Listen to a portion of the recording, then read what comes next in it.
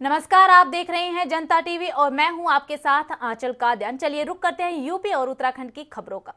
UP विधानसभा चुनाव के लिए भाजपा एक बार फिर सूबे की सत्ता में आने को लेकर काम कर रही है। उम्मीदवारों पर भारतीय जनता पार्टी का दूसरे दिनों भी मंथन जारी रहा। इस बैठक में सीएम योगी आदित्यनाथ भी अपने दोनों डिप्टी सीएम के साथ मौजूद रहे। सूत्रों के मुताबिक 10 से 15 विधायकों की सीट बदल सकती है और कुछ का टिकट भी कट सकता है। वहीं पार्टी के नेताओं ने बैठक में कहा कि सीएम योगी आदित्यनाथ को अयोध्या से उतारे जाने से पूरे प्रदेश में हिंदुत्व का संदेश जाएगा। हालांकि सीएम योगी आदित्यनाथ को मथुरा सीट से भी लड़ाए जाने की चर्चाएं थी। वहीं बैठक में सीएम योगी ने पंजाब में पीएम मोदी की सुरक्षा में हुई चूक का बड़ा बयान दिया है। उन्होंने पंजाब सरकार पर साजिश रचने का आरोप लगाया है।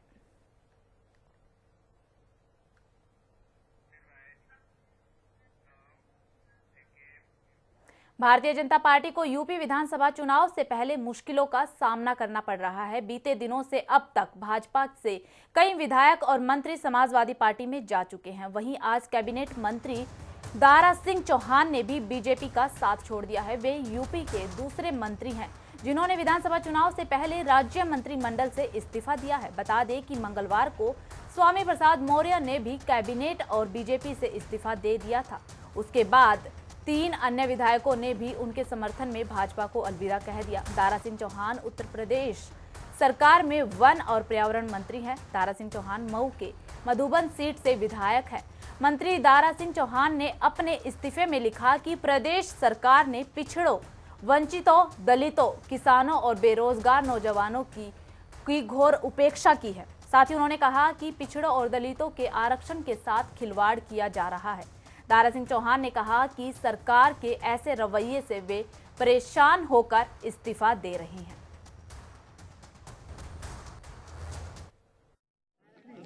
ये सही है।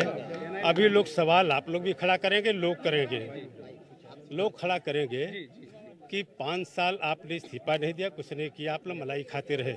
लेकिन मैं कहना चाहता हूँ 5 साल तक जिस पिछड़े, जिस दलित, वंचित, उपेक्षित लोगों के सहयोग आशीर्वाद से भारतीय जनता पार्टी की सरकार बनी, वो 5 साल तक उपेक्षित रहे, लोग मलाई खाते रहे, लेकिन उनको कोई कुछ भी नहीं मिला, उनको इंसाफ, न्याय, सम्मान नहीं मिला।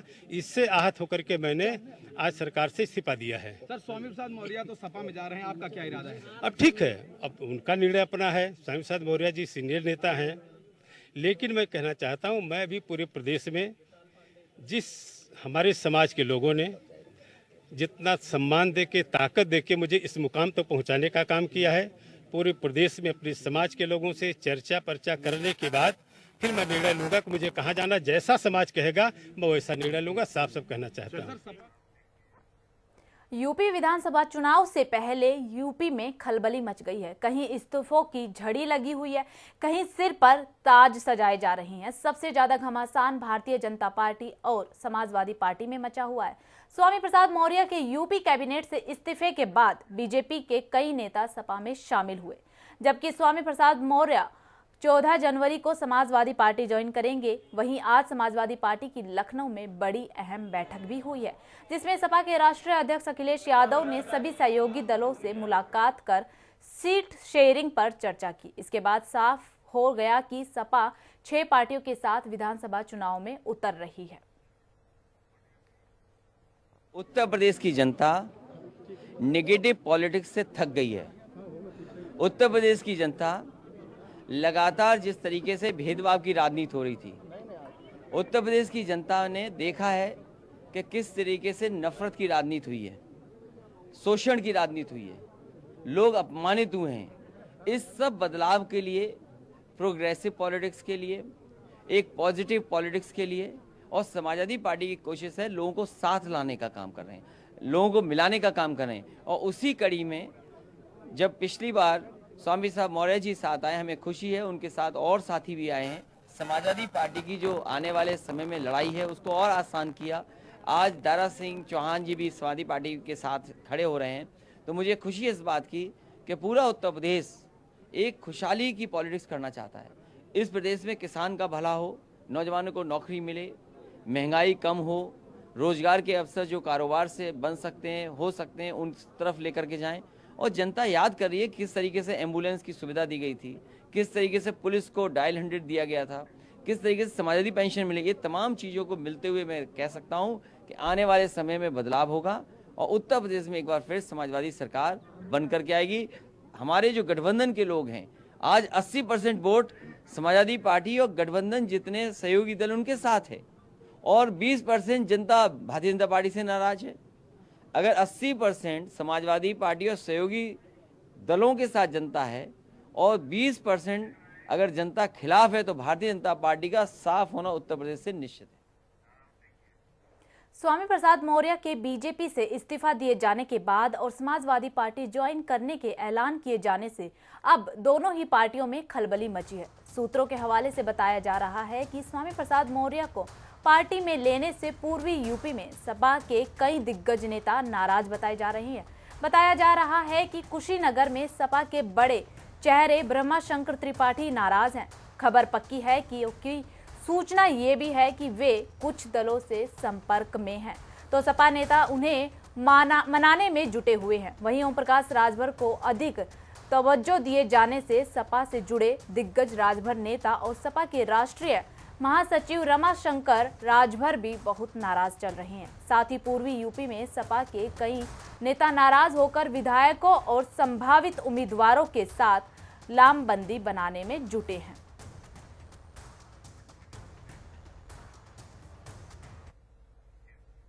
तो वहीं रायबरेली ऊंचाहार सीट से सपा विधायक मनोज पांडे के बीजेपी में जाने की खबर ने तूल पकड़ी, तो मनोज पांडे ने खुद सामने आकर इस खबर का खंडन किया। मनोज पांडे ने कहा कि मेरा इतिहास सपा से जुड़ा हुआ है, मैं हमेशा सपा के साथ रहूंगा। सुनिए और क्या कुछ कहा।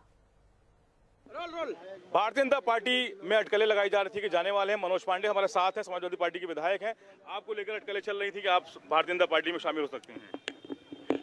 ये अटकलें लगाने वाले लोगों को मनोज पांडे का इतिहास देखना चाहिए। मैं समाजवादी पार्टी में 92 से हूँ और समाजवादी पार्टी के एक कार्यकर्ता के रूप में तमाम जिम्मेदारी का निर्वाह करने का भी हमें अवसर मिला है। 2 बार सरकार में मंत्री भी रहा हूँ और अपने नेता, हमारे नेता आदरणीय अखिलेश यादव हैं, एक कार्यकर्ता के रूप में अपने नेता से समय समय पर हम लोग दिशा निर्देश लेते रहते हैं और इस समय केवल एक मिशन है कि आदरणीय अखिलेश यादव को उत्तर प्रदेश का मुख्यमंत्री बनाना है। स्वामी प्रसाद मौर्य पार्टी ज्वाइन कर चुके हैं और ये अटकलें लगाई जा रही थी कि ऊंचाहार सीट से अपने बेटे के लिए टिकट मांगेंगे और इसी की वजह से कंट्रोवर्सी। प्रदेश में आदरणीय अखिलेश यादव की आज लहर है और सब अखिलेश यादव जी के साथ लोग आना चाहते हैं और बड़ी संख्या में तमाम मजबूत नेता, अगर आप देखें ओम प्रकाश राजभर, अगर आप देखें पल्लवी पटेल, आप देखें तो आप कृष्णा पटेल जी, आप देखें तो केशव दत्त मौर्य जी, ऐसे तमाम, और हम कहेंगे लोक दल जो एक बहुत मजबूत गठबंधन राष्ट्रीय अध्यक्ष जी के साथ हुआ, तो आज सारे लोग समाजवादी पार्टी में हमारे आदरणीय अखिलेश यादव जी के नेतृत्व में काम। तो समाजवादी पार्टी में स्वामी प्रसाद मौर्य के आने से कोई परेशानी नहीं ना? कोई परेशानी नहीं स्वामी प्रसाद? नहीं, चलो भैया।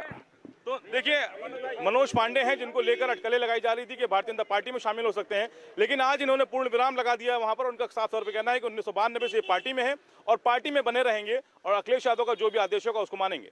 कैमरा पर्सन आशीष के साथ तौकीर भाई, जनता टीवी, लखनऊ। विधानसभा चुनाव से पहले सियासी गलियारों में उठापटक तेज हो गई है। वहीं ऐसे में आज अखिलेश यादव ने अपने सहयोगी दलों के साथ बैठक भी की है, जिसमें जनवादी क्रांति सोशलिस्ट पार्टी के अध्यक्ष संजय सिंह चौहान भी शामिल हुए थे। बैठक के बाद हमारी सहयोगी जया सिंह ने संजय सिंह से खास बातचीत की, सुनिए। उत्तर प्रदेश 2022 के विधानसभा चुनाव को लेकर जहां एक और तमाम पार्टियां सियासी जोड़गढ़ित, वहीं लोकदल पार्टी इसका विरोध कर रही है। वजह कोरोना को बता रही है। इस पर खास बातचीत के लिए इस वक्त हमारे पास लोकदल के राष्ट्रीय अध्यक्ष सुनील सिंह मौजूद हैं। सुनील जी, आपने प्रेस वार्ता किया, उसमें आपने कहा कि हम सुप्रीम कोर्ट जा रहे हैं और इस चुनाव का हम विरोध करें, आखिर क्यों? हम चुनाव का विरोध नहीं कर रहे। गलत समय में चुनाव जो भारत निर्वाचन आयोग करा रहा है और जिस समय में कोरोना पीक पर है, जिस समय हर दिन 2 लाख से ज्यादा केस हो रहे हैं, जिस समय अस्पतालों में भर्ती,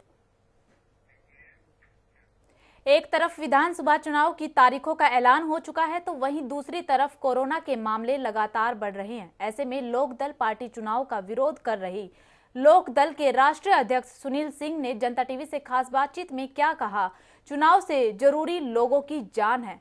हमने सुप्रीम कोर्ट में याचिका दायर कर चुनाव स्थगित करने की मांग की है। उत्तर प्रदेश 2022 के विधानसभा चुनाव को लेकर जहां एक और तमाम पार्टियां सियासी जोड़गढ़ित, वहीं लोकदल पार्टी इसका विरोध कर रही है। वजह कोरोना को बता रही है। इस पर खास बातचीत के लिए इस वक्त हमारे पास लोकदल के राष्ट्रीय अध्यक्ष सुनील सिंह मौजूद हैं। सुनील जी, आपने प्रेस वार्ता किया, उसमें आपने कहा कि हम सुप्रीम कोर्ट जा रहे हैं और इस चुनाव का हम विरोध करें, आखिर क्यों? हम चुनाव का विरोध नहीं कर रहे। गलत समय में चुनाव जो भारत निर्वाचन आयोग करा रहा है और जिस समय में कोरोना पीक पर है, जिस समय हर दिन 2 लाख से ज्यादा केस हो रहे हैं, जिस समय अस्पतालों में भर्ती होने के लिए जगह नहीं। आज लखनऊ के किसी अस्पताल में आप चले जाइए, आपको जगह नहीं मिलेगी। आज दिल्ली के किसी अस्पताल में चले जाइए, आपको एडमिट होने को जगह नहीं मिलेगी। आज कॉलेज बंद हैं, आज दफ्तरों से कह दिया गया है कि अपने घर से चलें। तो ऐसे समय में जब पूरा प्रदेश कोरोना से संक्रमित है, ऐसे समय में चुनाव की कल्पना करना, चुनाव के कर्मचारी इकट्ठे होंगे, मतदान कर्मियों की जान को खतरा है, जो वोट डालेगा उसकी जान को खतरा है। तो ऐसे समय में निर्वाचन आयोग को ऐसा कदम नहीं उठाना चाहिए, क्योंकि उत्तर प्रदेश की विधानसभा 14 मई तक के लिए पहली बैठक हुई थी। 14 मई तक का समय था और चाहे तो उसको 6 महीने और भी प्रेसिडेंट रूल लगा के बढ़ाया जा सकता है। तो ऐसे समय में चुनाव कराना प्राथमिकता नहीं है, जनता की जानमाल पहली प्राथमिकता है। इसलिए हम सुप्रीम कोर्ट से न्याय की गुहार कर रहे हैं कि अगर सुप्रीम कोर्ट कोरोना को समझ रहा है और सुप्रीम कोर्ट देख रहा है और सुप्रीम कोर्ट के न्यायाधीश भी अदालत में ना बैठ के वर्चुअल वीडियो कॉन्फ्रेंसिंग के तहत फैसला कर रहे हैं, इतना घबरा रहे हैं कोरोना से, तो जनता को चुनाव में क्यों मरने के लिए भेज रहे हैं, क्यों मजबूर कर रहे हैं कि जनता जी, पश्चिम बंगाल में भी चुनाव हुआ था, ऐसी कोरोना का इससे ज्यादा कहीं लहर था दूसरी लहर के दरमियान। तो क्या आपको नहीं लगता कि ये लोकतांत्रिक व्यवस्था है, लोकतंत्र को अपने हिसाब से ही चलना चाहिए? पश्चिम बंगाल में जब चुनाव हुआ था उस समय भी कई लोग कोर्ट में गए थे। क्या हुआ नहीं हुआ, एडमिट नहीं हुआ, वो एक अलग बात है। अगर आप ऐसे तमाम पार्टियां कह रही हैं चुनाव आयोग से कि समय पर चुनाव होना है, आप ऐसी पार्टी हैं उत्तर प्रदेश की सियासत में कि आप इसका विरोध कर रहे हैं। देखिए, पार्टियों ने उस समय पर चुनाव करने को कहा था जब देश में कोरोना के केस, जब लखनऊ में चुनाव आयोग आया था उस समय 200 केस थे पूरे देश में। आज पूरे देश में 10 लाख 8 लाख कितने केस हैं, हर रोज बढ़ रहे हैं। केसों की संख्या भी सही रिपोर्टिंग नहीं हो रही है। तो चुनाव आयोग का ये कहना कि पार्टियों ने हमसे कहा था, वो उस समय कहा था जब देश में 200 केस थे। आज के देश की स्थिति अलग है। तो आज की स्थिति में चुनाव आयोग अगर लॉकडाउन में दिल्ली सरकार कर रही है, उस समय चुनाव की घोषणा कर रहा है, तो निश्चित रूप से सोचना चाहिए कि या तो दिल्ली सरकार गलत लॉकडाउन कर रही है या चुनाव आयोग गलत कर रहा है। तो ऐसे समय में आप पीछे के समय से नहीं मुकाबला कर सकते कि उस समय पार्टियों ने क्या कहा था। क्या आज के समय में चुनाव आयोग ने पार्टियों से राय ली? चुनाव आयोग ने आज पार्टियों से राय नहीं ली है, ये उस समय ली थी जब पूरे देश में 200 केस थे। ये थे हमारे साथ राष्ट्रीय लोकदल के राष्ट्रीय अध्यक्ष सुनील सिंह का साफ तौर पे कहना था कि देखिए, हम चुनाव स्थगित करने का मांग करते हैं कि जो हालात हैं ये बयां कर रहे हैं कि जो स्थिति है वो भयावह है। कैमरामैन अमन के साथ मैं जया सिंह, जनता टीवी, लखनऊ। विधानसभा चुनाव से पहले सियासी गलियारों में उठापटक तेज हो गई है। वहीं ऐसे में आज अखिलेश यादव ने अपने सभी सहयोगी दलों के साथ बैठक की है, जिसमें जनवादी क्रांति सोशलिस्ट पार्टी के राष्ट्रीय अध्यक्ष संजय सिंह चौहान भी शामिल हुए थे। बैठक के बाद हमारी सहयोगी जया सिंह ने संजय सिंह से खास बातचीत की, सुनिए। उत्तर प्रदेश की सियासत में इस वक्त भगदड़ मचा है। एक दल से दूसरे दल में नेताओं का पलायन जारी है। वहीं दूसरी ओर सपा के राष्ट्रीय अध्यक्ष अखिलेश यादव ने अपने तमाम सहयोगी दलों के साथ बैठक की, जिसमें जनवादी क्रांति पार्टी के अध्यक्ष संजय सिंह चौहान भी मौजूद थे। आइए उनसे खास बातचीत करते हैं। संजय जी, आज आपने अखिलेश यादव के साथ अहम मुलाकात की, मीटिंग की, उसमें आपके और भी दल शामिल थे। सीट शेयरिंग को लेकर बताया जा रहा है कि फाइनल हो गया है सीट। आप कितने सीटों पर चुनाव लड़ रहे हैं? देखिए, हमें हमारे पार्टी द्वारा जो भी प्रत्याशी चुनाव लड़ने के इच्छुक लोग हैं उनकी लिस्टें हमने अखिलेश यादव जी को दे दिया है। उस पर चर्चाएं भी हुई हैं और बहुत ही जल्द अखिलेश यादव जी द्वारा यह घोषित कर दिया जाएगा कि किन सीटों पे जनवादी पार्टी लड़ेगी। कितने लोगों का आपने सूची दिया है? मतलब आपके तो कुछ होंगे ना समर्थक जो आप साथ लगे होंगे, कितने लोगों का दिया है? मैं लगभग 10 उम्मीदवारों का नाम हमने आज दिया है। कुछ उम्मीदवारों पर पहले ही चर्चा हो चुकी थी, तो अब अखिलेश यादव जी को तय करना है कि उसमें से कितने लोगों को चुनाव लड़ाएं। जो आपने उम्मीदवारों का लिस्ट दिया, क्या उसमें सभी जातियों का है प्रतिनिधित्व या आप ही के नोनिया जाति से जो लोग आते हैं वही लोग हैं? नहीं, सभी जातियों का प्रतिनिधित्व है और अधिकतर अपने चौहान समाज के लोग हैं, मतलब नोनिया जो प्रभाव रखते हैं। तो आपने जैसे कहा कि 10 सीटें मांगे, तो क्या 10 सीटों पर उन्होंने हामी भर दी है देने की या अभी उसके विचार करेंगे? ये अफसर अभी वो विचार करके बताएंगे कि वो कितने सीट। लग रहा है बहुत नपे तुले बोल रहे हैं। नहीं, वो जो खुल कर बोल रहे हैं? मेरा जो विषय था, मेरा जो काम था, मैंने कर दिया। अब अखिलेश यादव जी का विषय है कि वो किन सीटों पर चुनाव हमारी पार्टी को लड़ाएंगे, कितनी सीटों पर लड़ाएंगे। मतलब आपने 10 हमारा लक्ष्य समाजवादी पार्टी की सरकार बनाना है। हमारा लक्ष्य पिछड़ों, दलितों, अल्पसंख्यकों के साथ जो सामाजिक न्याय बाधित था भाजपा सरकार में, वो सपा सरकार बने और लोगों को सामाजिक न्याय मिले, ये हमारा उद्देश्य है। चौहान समाज को आप तोड़ रहे हैं। एक चौहान भाजपा की ओर था, आप उसको भी तोड़ के अपनी ओर लेते आए। दारा सिंह चौहान ने इस्तीफा दे दिया, अखिलेश यादव ने पोस्टर जारी कर दिया, क्या कह रहे हैं आप? देखिए, सिर्फ चौहान ही नहीं, उत्तर प्रदेश का समूचा बैकवर्ड इस बार अखिलेश यादव जी के नेतृत्व में लामबंद हो गया है। सारा दलित अल्पसंख्यक वर्ग अखिलेश यादव जी के साथ खड़ा हो गया है, क्योंकि जिस आशा और भरोसे से लोग भाजपा के साथ गए थे, भाजपा ने कहा था कि हम सामाजिक न्याय को मजबूत करेंगे, भाजपा ने कहा था हम महंगाई कम करेंगे, भाजपा ने कहा था कि हम सस्ती शिक्षा करेंगे, गरीबी कम करेंगे। भाजपा तो कह रही है कि हमारे में सबसे ज्यादा ओबीसी वर्ग को प्रतिनिधित्व मिला, हमने मंत्री बनाया, हमने सांसद बनाया, हमने आयोग स्थापित किया, हमने आरक्षण दिया, हमने 27% आरक्षण मेडिकल में दिया। तो भाजपा तो अपना इस बातों को गिना रही है। भारतीय जनता पार्टी की कोई भी ऐसी भर्ती बता दीजिए जिस भर्ती में 27% ओबीसी को आरक्षण मिला हो। आपका बहुत बहुत धन्यवाद तमाम सवालों का जवाब देने के लिए। ये थे संजय सिंह चौहान। संजय सिंह चौहान का साफ तौर पे कहना था, देखिए हमने अपनी लिस्ट जो है 10 उम्मीदवारों की सूची हमने अखिलेश यादव को दे दी है, हमें भरोसा है कि हमारे हित का निर्णय करेंगे। कैमरामैन अमन के साथ में जया सिंह, जनता टीवी, लखनऊ।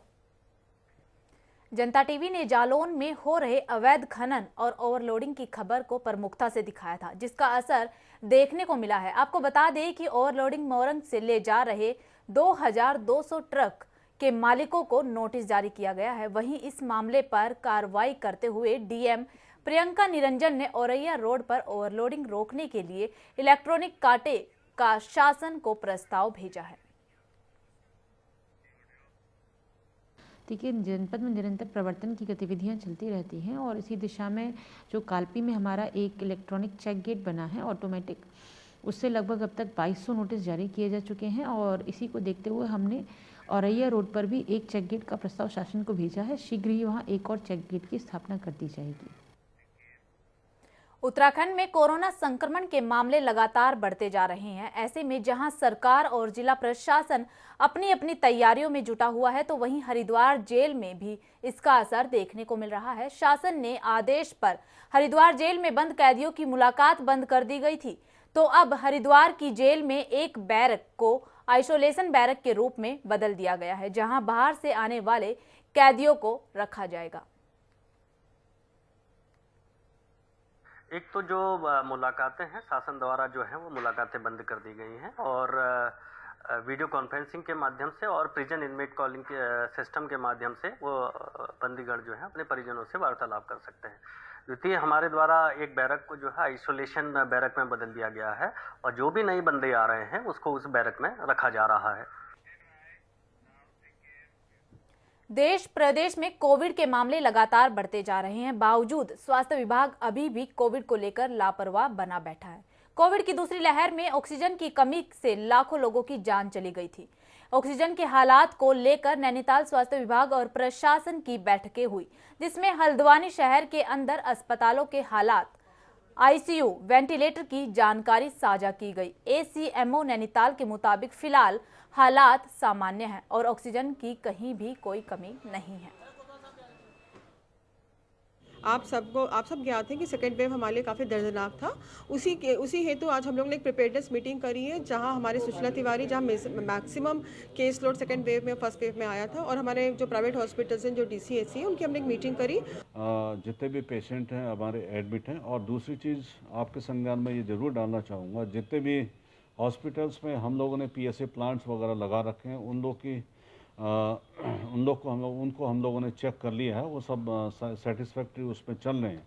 और जो पहले कोविड का जो सर जब द्वितीय आया था, तो उसमें हम लोगों ने फेस किया था कि बहुत सारे जो हॉस्पिटल्स में हमारे ऑक्सीजन सिलेंडर्स की कमी थी, लेकिन अब हमारे पास सफिशिएंट ऑक्सीजन सिलेंडर्स हैं। फिलहाल इस बुलेटिन में सिर्फ इतना ही। देखते रहिए जनता टीवी। नमस्कार।